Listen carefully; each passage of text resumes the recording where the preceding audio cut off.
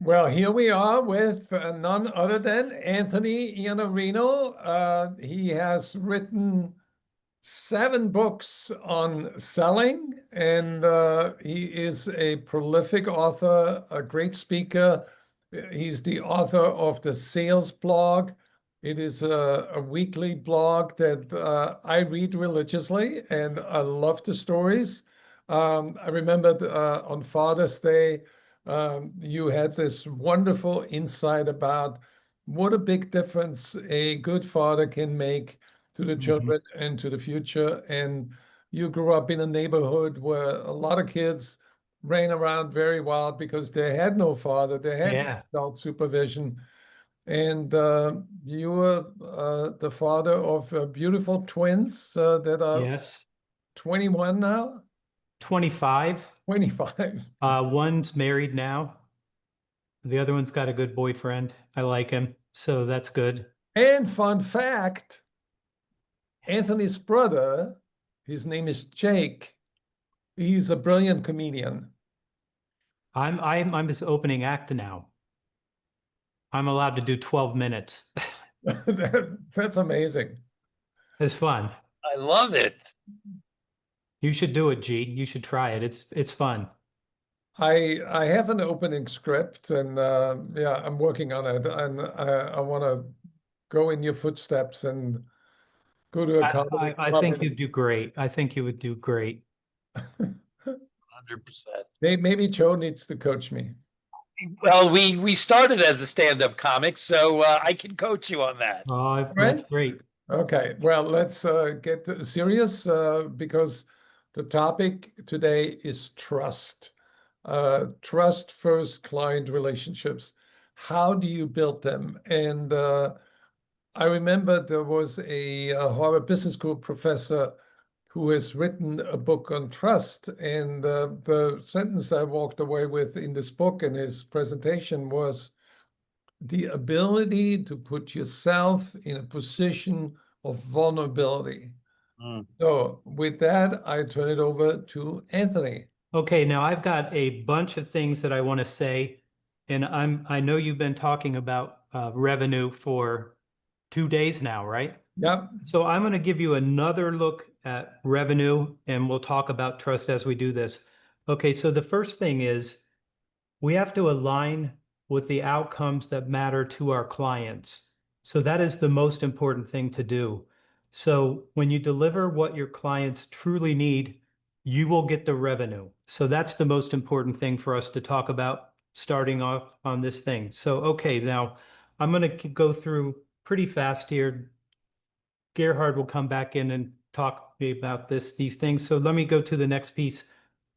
Revenue emerges when we co-build with value with our clients, not for them. So that is the thing that we have to do. We are co-building value with our clients.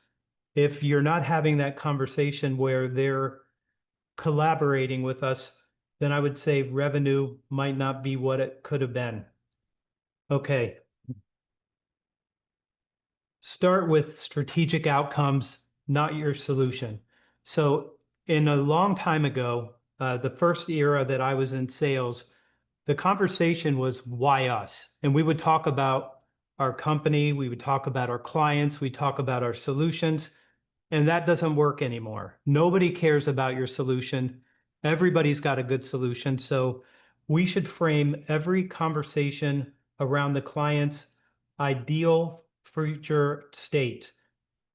Products don't sell, outcomes do. So if you start the conversation with the outcome that the client wants, you're going to be in a very good space because they now know that you understand what they want and how they're going to need to do this. That's where we are right now. So I'm at number 3. I'm going to number 4. Alignment lives in shared risk and shared reward. Clients trust those who have skin in the game.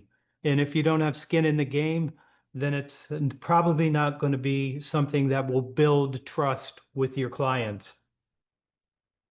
And G, you can interrupt me if you want to, but I'll keep going until you stop.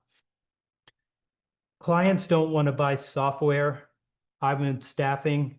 People don't want to buy staffing and they don't want to buy systems.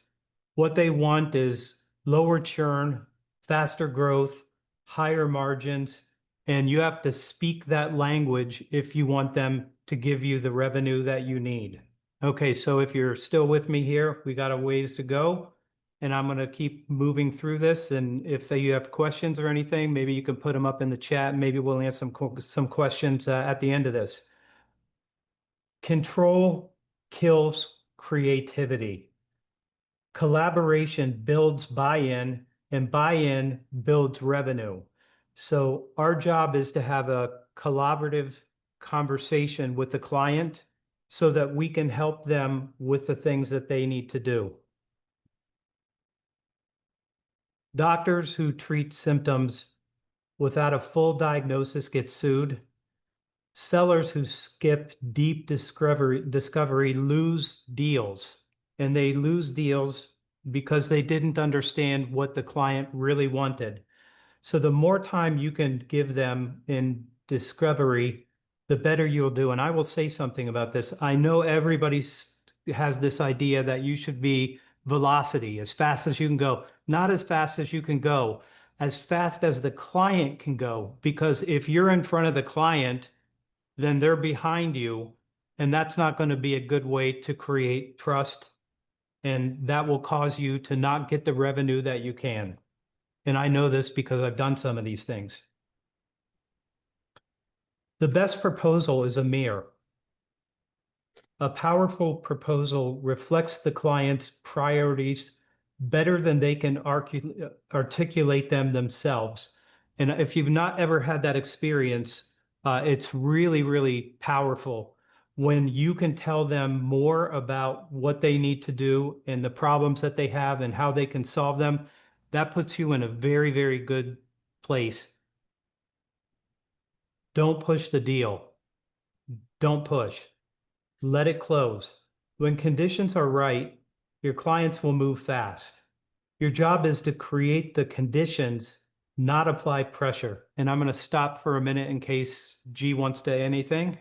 Do you want to say anything in here? Yeah. Yeah, I'm taking notes as you talk, and what I want to backtrack to one thing, which is you talk about the co-creative conversation, and I remember interviewing Dr. Norman Vincent Peale, who has written The Power of Positive Thinking, and he says salesmanship is walking the road of agreement together with the client.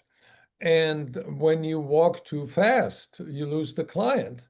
If That's you're right. not fast enough to catch up with the client is going to lose you. So I like the idea of being in sync with the client, and that requires another skill, which is being in the moment and not get sidetracked by distracting thoughts or self-defeating thoughts or negative comments. Focus on the now, what's happening. Last June, my staffing company asked me, it's family business, they asked me to come in to work on a big deal. I sat down with 12 senior leaders. I have no idea how much that cost them. I mean, they were there. They kept me for 2.5 hours there, and they did most of the talking, and I did most of the listening. And then when I had something to say, I said it, and they started talking again. At the end of that meeting, I thought, wow, that's a long meeting, and a lot of it's money being spent on this meeting. At the end, they said, we can't have you come back next week, but could you come back 2 weeks because we need another 2.5 hours with you? And I'm Wow. like, that's a lot of time, right? It's a lot of time for them. I was happy to give them that. We had two virtual 30 minutes, and they gave me a contract for $7.5 million for 3 years. Not too bad. So if you think you want to go fast and you want the velocity, just put that to the side. Give them all the time that they need. The more time you give them, you should all know right now that indecision is the biggest problem that we have right now. Yeah. People don't want to make a decision because they don't want to get it wrong. So we have to do the work to help them do that. That was a big deal for my family's business. So you're looking at maybe $21 million over 3 years. That's a lot of revenue. And if they asked me for another 2.5 hours, I would have given it to them too, right? This is a big deal. So the more that you can give them the time that they need so that they can be certain and that they have the clarity and the confidence that you're going to be able to do this, I would say slow down, give them all the time that they need. The more you can do that, the more your revenue is going to look great. A quick question from the audience, Anthony. Do you find that this works the same in the commercial property insurance industry? They focus on small business owners. I think no matter what you do, I think your responsibility is to make sure that they have the conversation that they need to be able to make a decision. I'm right now working on a book about decision making, and I have a whole bunch of strategies with a whole bunch of tactics. You'll get to see it at some point in the time, so I'll share that when we get there. Speed doesn't come from talking faster. It comes from listening. And the more that you can listen and they understand that you understand them, that's where your revenue is really going to come from. Tie your solution to revenue, retention, cost reduction, or time to value. That's how you get executive support. That's what they want. They want to know that you're going to be able to do these things after you make these promises that this is what's going to happen. Is there anything else no other questions? Good. Well, I think that the focus here is on understanding. Mary Kay once said that women don't want to be persuaded; they want to be understood. And the same is true in B2B settings. Buyers don't want to be persuaded by your brilliant pitch and your brilliant information. They want the feeling that you understand their challenges, their problems, and help them find the best solution that takes away the burden and the difficulties that they're experiencing right now by focusing exactly on what you said earlier on the metrics that matter to the buyer. Yeah. That's revenue, retention, cost reduction, or time to value. And that one turns out to be a big one now, right now. They want it to get done sooner than later when they do make a decision. Value isn't in features and benefits. Until the client uses what you sell to get a result, it has no value. Sell what it will do, not what it is. And this is the thing that I've been talking about for a long time. When I started to realize nobody wanted to buy staffing. What they wanted was the outcome of the staffing. And that meant lower labor prices and things like that. And the ability to take people when they've been in the temp for 480 hours. They wanted those things. They don't really want staffing. So they did this because it was a way to get better numbers. Client transformation is your competitive moat. Anyone can copy a product. No one can copy a transformation story. So I have my best transformation story. I had a very large client a couple years ago, and I thought I was going to be with them for maybe a couple months. At the end of 2 years of working with them, I got a letter from my champion, and he said, "I'm afraid to say this because they're going to send me another invoice." He said, "I hate to say this to you, but I have to. You helped us get an extra $1 billion. $1 billion. That's what that was from the training and the transformation that we did with them. That helped them get $1 billion. I did not get another invoice though, unfortunately. I would have like 10%, that would do it, right? Right. It's a very well-known company too. Every dollar you don't lose is more profitable than the one you win. your best sales strategy, deliver real outcomes. And it's not about a solution. They have to get what they expected to get with these outcomes. So I decided at one time, I'm only just going to start the conversation with the strategic outcome. So if you're listening to this, if you sell the same thing every day and your buyer buys it every 5 years or 7 years, you have so much knowledge that they don't know that if you would share it with them, they would think that you are probably the best salesperson that they've seen. That's how this works. You don't want to be a copycat anyway. You have your own transformation stories. Those help your clients understand how you do these things. Stop hurting clients through rigid steps. Guide them toward clarity step by step. And I'm going to keep pounding on this. Like, I see so many people who are trying to go fast. Try to slow down. Just slow down. Give people the time that they need. And if you don't know this, there's 3 eras that I've been in.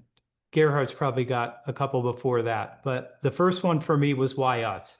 And I had a guy that just asked me, did it work? I said, it worked great in the 80s. Right. Why us worked great. And then we got to the 90s and we got to solution selling, and it was all about the solution, right? And now we're in decision making. So you have to slow down. You have to help them with the decision making. That's what they're looking for help with. So if you want to pitch them, I will tell you at the very end of the conversation, you can give them a pitch. But if you start saying anything, I watched a guy do this a couple of days ago. He just wants to talk about why us, and nobody cares about that. So you have to just put that away, and just like at the end of the conversation, you can give them a pitch and say, this is why I think this is going to be good for you. Let me tell you the resources we're going to bring to this and how we're going to get you fast results. That's what people are looking for. But I think there's an underlying cause for the challenge that people are experiencing with making a decision. Why do you think that is? Nobody wants to get this wrong. And I will just tell you, there's a couple things that I think when I started selling, I would walk in and I would sit down with the CEO and I would have a contract. We'd have a conversation, they'd sign it, and I would have a deal. Now, I can tell you in 2000, I remember the exact company, Marzetti. I walked into their conference, 14 people sitting there. And I'm like, I came by myself. And so what I did is I said, I've got you surrounded. And they laughed. And then I've realized that there was only 3 people talking and asking questions. And I said, could I come and meet you in your facility so I can better understand how you guys do this stuff? And they said, that would be great. That company is still with my family's business, and it does $2 million every single year for, let's say, 20 years, maybe longer than that. That's why I'm telling you to slow down. So what you're saying is that in response to my question, what makes difficult decision making more difficult is that 14 people trying to make a yeah, decision together. so number one, there are more people involved in making the decision, and as a salesperson, the 3 that were talking were probably not representative of what the other 11 didn't say. That's right. That's right. That's exactly right. That was my first time doing something like that, but now it's just everywhere. I mean, people walk into the conversations, they get up and walk out, and they come back in, and the second time I had that meeting with them, some people were there, other people weren't there. And it's just hard to, it's like you're herding cats, right? Yeah. You're in and out. And then it's easier for the people that leave, they have no skin in the game, but they can also say, no, I don't want to say yes to that. So this is where we are. I'm just giving you what's true right now. The sales process is a journey. You got to guide them toward clarity. You have to get them certain, and you have to get them confident. If they don't have that, I think the revenue is not going to be there. I don't really believe that there are objections anymore. I can't tell you the last time I heard an objection, but what I've heard is a lot of concerns. We're concerned about this. We're concerned about this other thing. So you have to make sure that they point to misalignment, and you use this to realign and not to argue. And I watched a whole bunch of people arguing in one of my last big deals. I think it's concerns. I've not had anybody say, no, we're not going to do this. They would say, we have this concern. You have to be able to resolve those concerns if you want to get the revenue. So why do you think that is that the landscape changed? Because in the past, like in the 80s and 90s, we created a sales script book that featured 31 of the most important and most difficult customer objections, and we created about 320 responses. And so the times have changed, the conversation changed, and And it'll change again. It will it will change change again. again. So what you're saying is that the training that you do today has a timestamp on it, and sales enablement managers and revenue enablement managers need to be aware that what they're teaching today can be obsolete 3 months from now. That's right. It can be at any time. Clients don't want to pitch. They want a guide.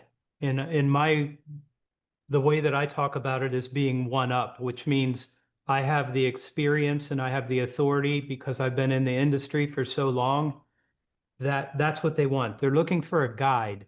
They're looking for somebody that can be a Sherpa and help them navigate this decision making. Your real sale begins after the signature. Most reps disappear after the deal. I hate that when they do that. They sell and then they're gone. They got their money. If you stay and ensure results and earn referrals, renewals and revenue are just part of it. So that's it. So you have to think through this kind of way. I know you get a lot of things. You've probably been here for a long time, maybe 2 days, and you learned all these things. I'm giving you my view of this because I think the relationship with our clients is the most important thing. And if you want to have real revenue, then you've got to have those relationships. I saw somebody one time wrote that relation selling is dead. It will never be dead. As long as we're human, that's not going to happen. It's like cold calls. Yeah. By the way, Bryn Tillman is one of our audience members. She presented yesterday, but she made a very wise comment. Detach yourself from what the prospect is worth to you and attach to what you are replacing, what you are worth to the prospect. That's exactly right. Brenda's a smart girl. She's also a grandmother. A grandmother? Yes. No, she's too young. She's only 22. I know that.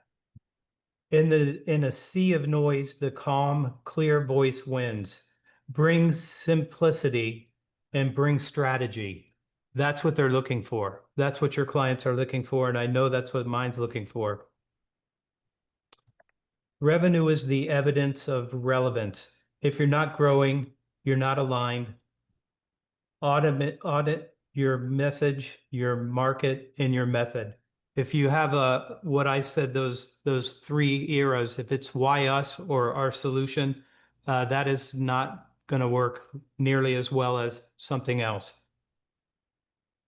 Do fewer things, drive deeper impact. Complexity dilutes value. Simplify. Focus on what moves the client's scoreboard.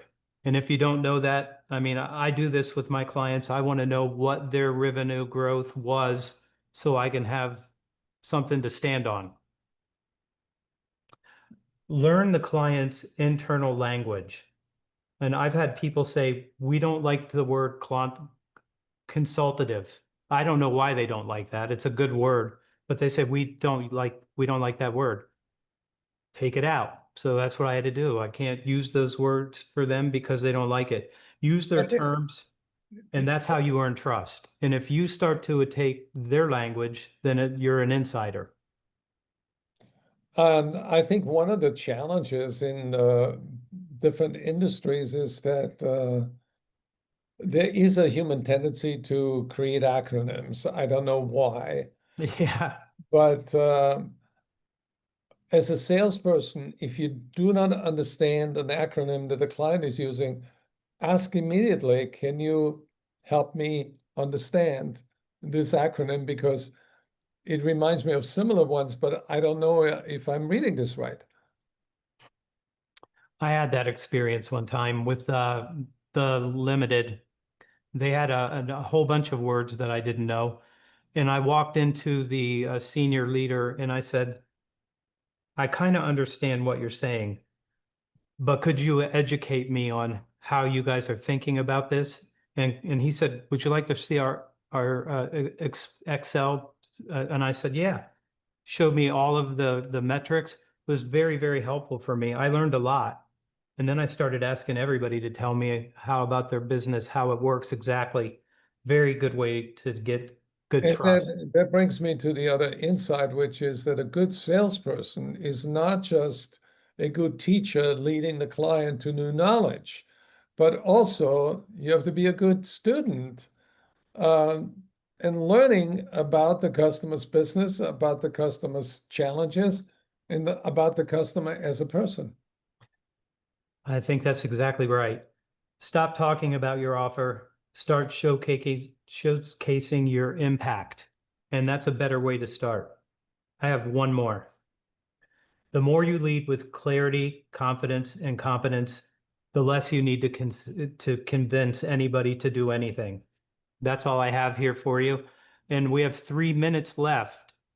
This is perfect timing, isn't it? And I want to thank Henry Klickl for just saying great conversation. And Henry is working on a book right now on hiring and recruiting salespeople. It should be on Amazon.com. Awesome. Yeah. Um, Great comments, very positive feedback. As Joanne just said, always communicate with the client's comfort level, their language, their preferred way of communicating. For example, phone, email, text, etc. That is an important point that is so confusing today because some people don't like text. They say, don't text me. Or some people just ignore all emails. And others, uh, and I think this is the biggest thing, the phone. Um, we said earlier, cold calling is never dead. And I feel that cold calling is probably the most underrated, underused skill right now in this economy, because you should never prejudge when you look at a cold call list the ability of a customer to either buy or to refer you to somebody that is willing to buy. That's right. Cold calling is still the best way for you to get a meeting. An email, if I send you an email today, tomorrow morning, it'll be 750 emails down. Will not Right, get seen at all. right, right. You're better off that. The other thing I want to say, if I could say one last thing, we should try to do everything we can to walk into the client's facility and go and sit with them. That would be the very best thing that you can do. If you do that, revenue will come very fast.